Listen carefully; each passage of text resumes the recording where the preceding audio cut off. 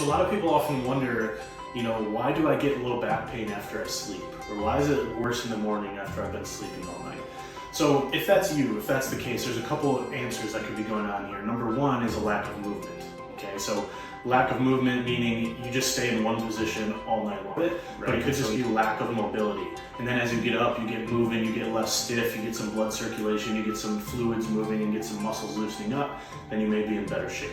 I would say though, however, it's more often that we're in a poor sleeping position. So most people, first of all, never sleep on your stomach. That is the worst thing you can do because unless you can somehow sleep face down without suffocating, then you're going to have your head turned like this for 6 to 8 hours every single night, which is not good for your spine. So first of all, no sleeping on your stomach. Ideally, we want to be on our back or side, and we always want to keep our spine in a neutral position. So what that means is if you're looking at yourself from the front, the head should be right over the chest, so chin over sternum should be over the center of your pelvis and the center of your ankles. Okay, that has to do with whether you're standing up, sitting down, or lying down. Okay, so when you see someone or yourself, you should always be lying straight. From the side, we want to have ear over shoulder, over hip, over ankle.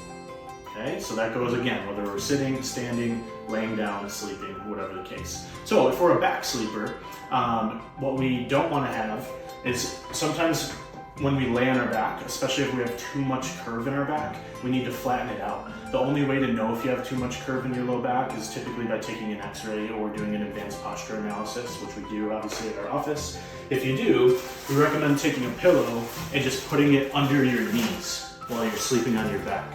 And what that's going to do is lift your knees up, and it's going to actually flatten your low back. If you notice that feels better or takes pressure off, it means we're loading all the joints in the low back and we probably have too much curve there, okay, which can be fixed, luckily. The second thing is if you're side sleeping, we want to make sure that we keep everything in a neutral position. So number one, we need to have a proper pillow that fills this gap with our head. If the pillow's too small, we're going to end up way down like this. If it's too large, we're going to end up like this all night. So it should just perfectly fill this gap so that our head stays neutral. And then second of all, we can take a pillow and actually put it right between our knees. Okay, that's going to help our pelvis from collapsing down like this and torquing our pelvis and spine all night. This will actually keep us in a nice neutral position.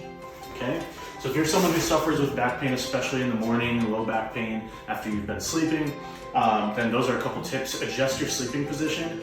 If sleeping position is a problem for you too, it probably means you have some spinal dysfunction and some issues going on.